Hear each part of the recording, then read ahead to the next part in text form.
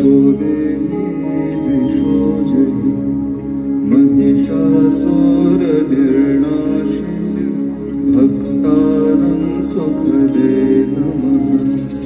रूपं देहि जयं देहि यशो देहि द्विषोजहि धूम्रनेत्रवधे देवी धर्मकामार्थदायिनी रूपं देहि जयं देहि यशो देहि द्विषोजहि रक्तबीजवधे देवी